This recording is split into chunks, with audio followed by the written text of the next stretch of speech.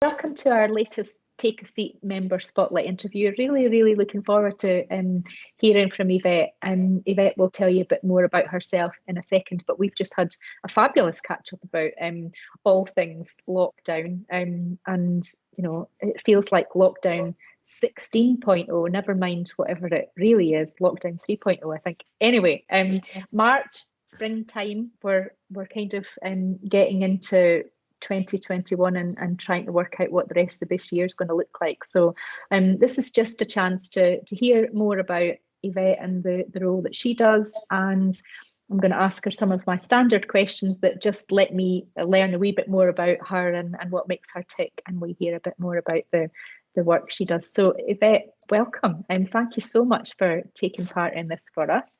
Do you want to just start off by telling us a little bit about you and what you do? Yes. Well, my name's Yvette Hill. I'm a teacher, an educator, and a reluctant entrepreneur. I opened the Kip McGrath Education Centre in Dundee in 2017, and we tutor children from primary to secondary, and increasingly some adult learners in maths and English. I guess prior to my background, I was a teacher of additional support needs, and I did a lot of work with helping children overcome their barriers to learning. So it was a very good fit when I decided to set out on this adventure with Kip McGrath those few years ago. Brilliant. And can you tell us what you like best about what you do? Absolutely. I guess the thing that gives me the biggest buzz, the thing that I love to see is when our students really overcome their fears of learning, and when they begin to thrive with the right input. I guess every child is unique, and they come to their learning in various ways, and our job is to really get, I guess, understand them the best way we can, and really meet their needs to help make their learning much more accessible, and help them see their potential. So I love that we build relationships with both the students and the families. So for me, they're kind of like an extended family, and we get to know as they grow. You know, their families change. They really, you know, we build a very strong relationship, and that's a real bonus of what we do. Brilliant. Yeah, no, that's fab, isn't it? And it's, you know, I mean, I'm sure we're going to come on and talk about, you know, the challenges that you know, I think probably your students and the families you work with are going through at the moment. But so I'm not going to steal your thunder on that. I'm just going to sneak in one of my slightly left field questions. So I'm asking everybody, do you have a favourite time of year and why? Yes, absolutely. Well, as you can tell, I'm not local, as I'm an Australian, and for us, the transitions between seasons is not really much of an event. But here in Scotland, seasons are very, very much more distinct. I have to say, by far, the favourite transition is from winter to spring. I do adore winter. Snow is still a novelty, even 20 years on, living here. Although we were told when we moved over to Dundee that it doesn't snow in Dundee. But that's not true. But really, coming into spring, that's probably the highlight of every year. I think it's a glorious season. There's a promise of warmer days and warmer nights. You know, there's bursts of colour everywhere. I love seeing the daffodils come out. I think just everything comes to life, and this year more than ever, I think I'm probably looking forward to it the most. It was the one time of year that last year, I think it made our first lockdown even remotely bearable. So I'm hoping that spring holds something positive and new for us this year. Yeah. Oh, I think that's a really, really special answer, actually, because I'm absolutely with you. We talked before about the most difficult month of all of this challenge, I think, was January for all sorts of different reasons. But the darkness, it was a bit unrelenting, wasn't it? The kind of the month itself, and I'm like you. I think there's something really special about the promise of those warmer days and the fact that we could get out and about a bit more and snowdrops and bluebells and daffodils and we've got a pretty city, don't we? And we're close to the beaches and the hills and we definitely do live in the best place. Although Australia is pretty special too. So yes, I bet you kind of do look on kind of some of the summer sunshine there with a bit of fondness. But yeah, Dundee does not too bad for its hours of sunshine, I think. I hear it's one of the sunniest places in Scotland. So yeah, I haven't been disappointed. We've moved over from Perthshire 3 years ago, and I just love it. I absolutely love it. So yeah, the city's got so much to offer, and I'm hoping that continues. When we return to opening doors again. Mm-hmm. Yeah, and I'm super biased, but yeah, we are definitely the best city in Scotland, that's for sure. Yes. So another thing that I'm talking to people about is, is there something that you're missing during lockdown and restrictions? Yeah, absolutely. I think I guess the closeness of friends and family. I guess I've managed for 20 years being apart from my family in Australia, but the added distance that these past 12 months and particularly these last 6 weeks or more have been particularly difficult. So being able to connect with people is, we are social beings, and I miss that greatly. Even being able to connect with people online, it's lovely, but it doesn't replace that the warmth of being close to somebody that you love and sharing in their energy. And I guess to some degree, that extends then to the work that we do in our centre. I really, really miss the atmosphere and the buzz of having students and families in the centre, and being able to catch up and chat and just sharing time and energy together, I think is the thing that I miss, and I'm so looking forward to seeing some of that return at some point.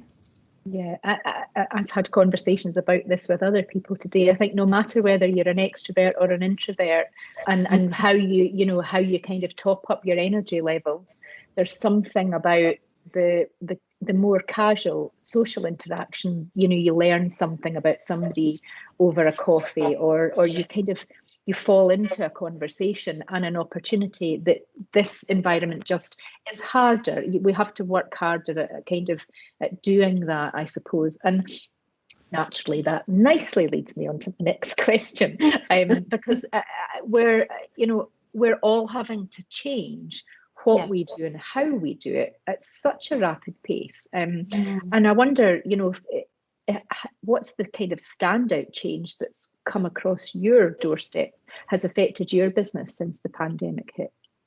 Well, I guess it's been a blessing in many ways, as much as it's been a huge challenge. But the change from moving our business to offering entirely an online service, has been quite significant. Well, obviously, but prior to the pandemic, we had a very small uptake. We ran online learning and tuition for a number of years, and we were very fortunate to have a fantastic product and service that enabled us to do that. It meant that the transition to moving everyone online was, fairly straightforward and fairly seamless by comparison. But the change in uptake of that was significant, where students had really preferred to come into centre previously and weren't willing to give online a go. Obviously, that's changed significantly. So, yeah, when we returned in August and we reopened the centre, it was interesting to see about 1/3 of our students decided to remain online. So it's meant that we've begun to work really flexibly. We run what we call blended sessions now, so we had to be able to cope with students and teachers who were required to self-isolate. So we had to figure out how we could do that without disrupting the learning, and making sure that things kept rolling. So we would have teachers working from home with students coming into the session. We would have students and both in centre and at home working online with teachers in the centre. It was just hugely flexible and it's been a very much a big bonus of this past 12 months. So yeah, it changes then the way we go forward in a really positive way, I guess. Mm-hmm. And the $1 million question then is, what does the future hold in your business? It's a very good question. We found that we've over the last few years, we've beginning to increase, or the number of students who are coming to us from a wider region across Perthshire and Angus has been increasing. So I guess we will look to continuing offering those opportunities and seeing if we can accommodate their needs closer to home.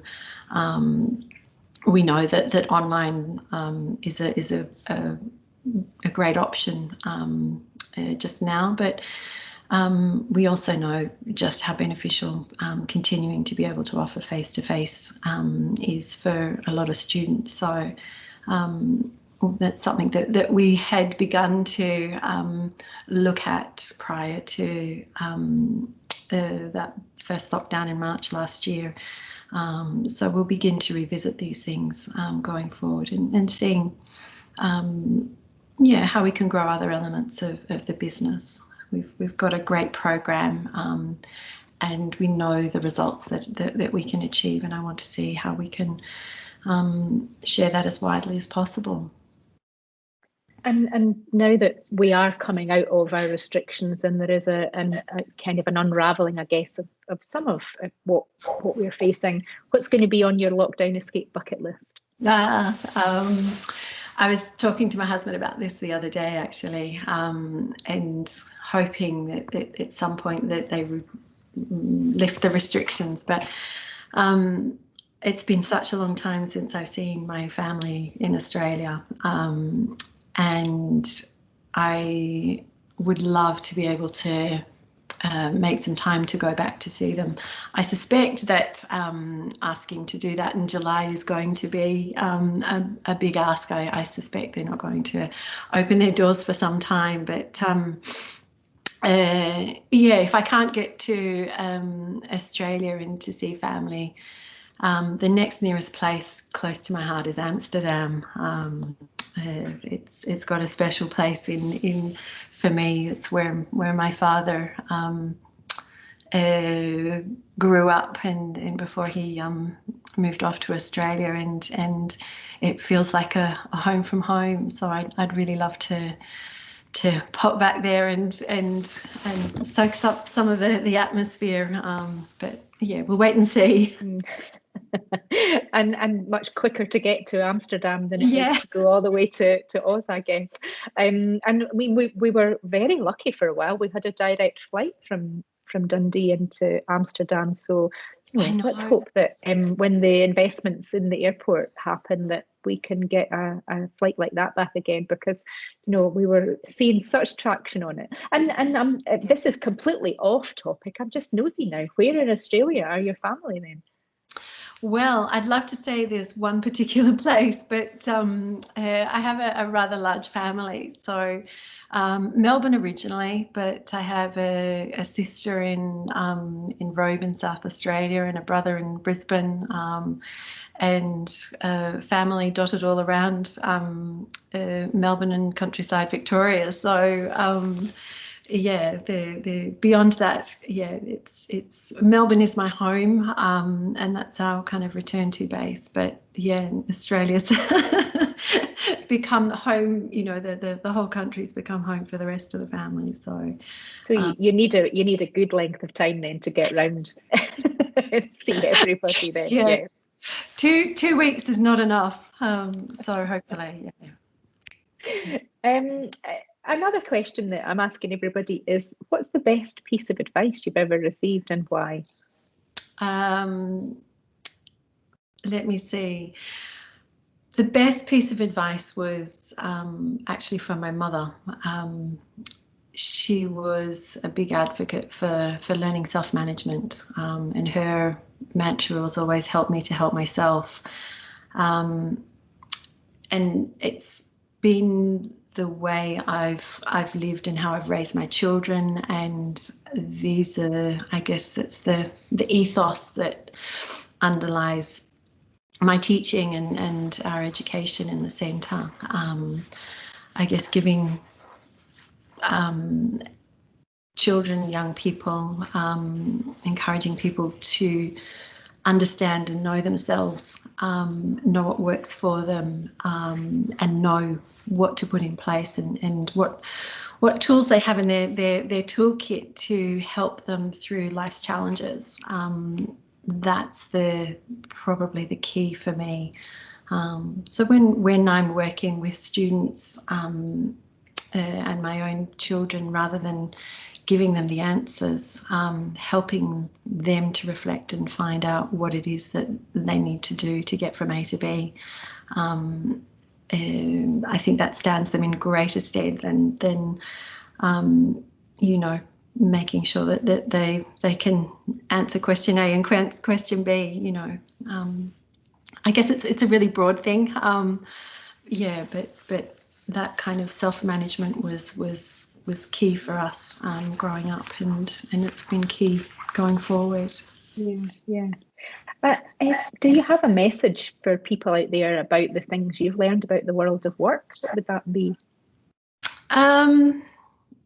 Yeah, absolutely. And one of the things I can probably offer a bit, but don't always listen to myself. It's about trusting your intuition. I think throughout my life, I've discovered that my gut is pretty good at guiding me in the right direction. Even when I'm unsure about the reasons why it's pointing me in a particular direction.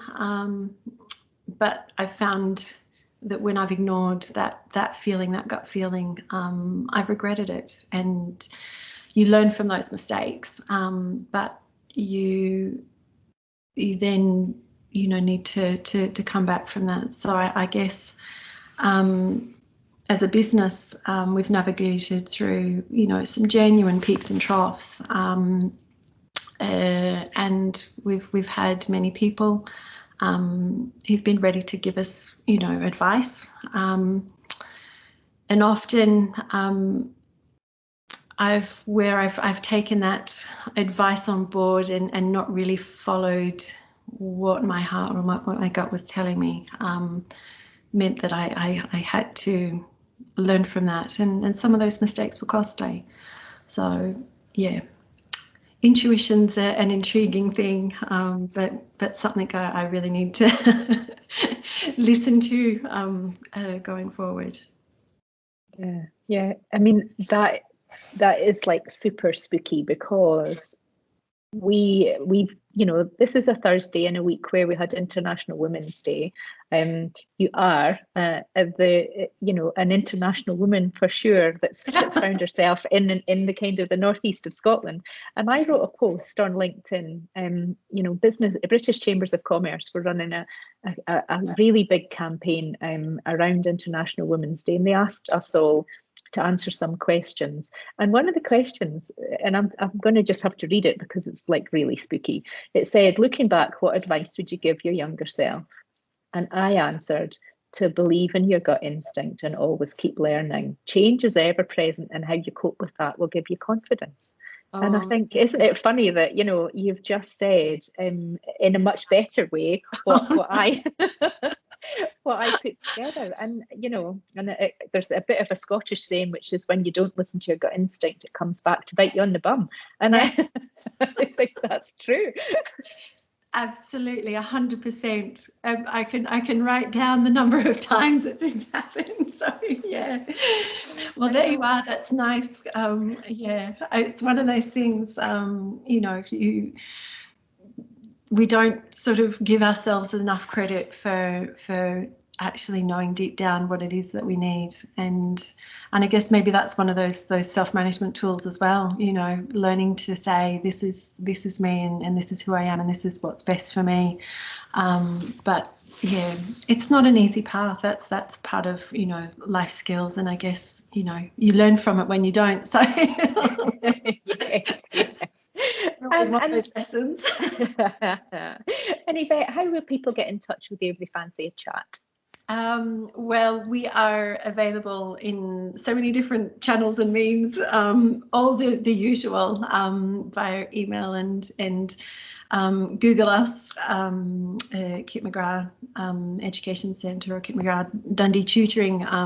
We've updated that now, but we're on Facebook and Instagram and WhatsApp and Twitter and LinkedIn. So if you can't find us, then you're not looking hard enough. But yeah, always available for a chat and a conversation by phone or email, except on Sundays. That's our day of rest. Brilliant. Well, thank you so much. Very insightful, as it always is. I really, really enjoy having these conversations with all sorts of different people from all sorts of different businesses. And if people are watching this back on YouTube, then thank you so much for watching all the way through. That's a tick in the box for me. Brilliant, Yvette. Thank you so much for taking the time to come on. If you do want an introduction to Yvette or to her colleagues, then please give us a shout. And if you fancy taking part in one of our interviews, then please just get in touch with the Chamber or me. We'd love to kind of have you on. So Yvette, thank you again so much, and look forward to kind of hearing more as we work out when you're going to get to see all your folks. But thank you for coming on. Thank you so much. I really appreciate it.